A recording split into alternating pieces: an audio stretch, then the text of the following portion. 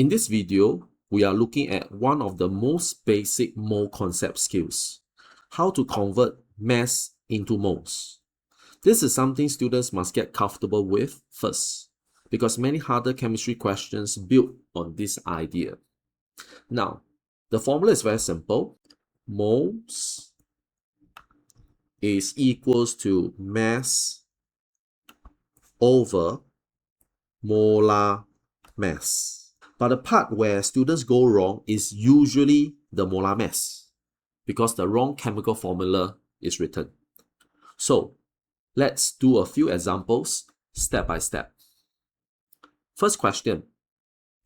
Calculate the number of moles in 5.4 grams of water. The chemical formula for water is H2O. The MR of H2O is equals to 2 multiplied by 1 plus 16 equals to 18. So now I use a formula.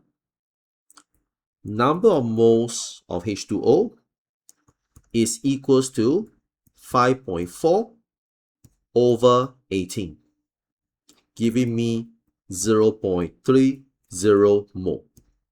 So the answer is 0.30 mole. Now, let's try a slightly less familiar compound, sodium sulfate. The chemical formula for sodium sulfate is Na2SO4. Again, don't rush. First, find the molar mass carefully. The MR of sodium sulfate is equals to 2 times 23 plus 32 plus 4 times 16 equals to 142. Now, divide the mass by the molar mass.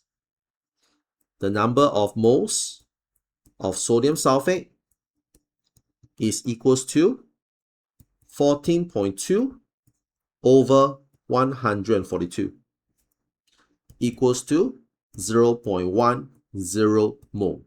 So this gives our answer 0.10 mole. Remember to put the unit. One more.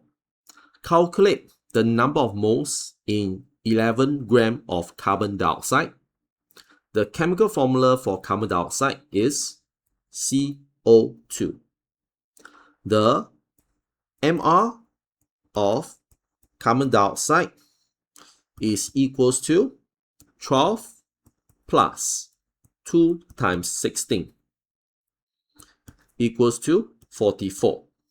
So the number of moles of carbon dioxide is 11.0 divided by 44 equals to 0.25. So the answer is 0.25 mole. So the pattern is always the same. If the question gives you mass and asks for moles, use moles is equals to mass over molar mass.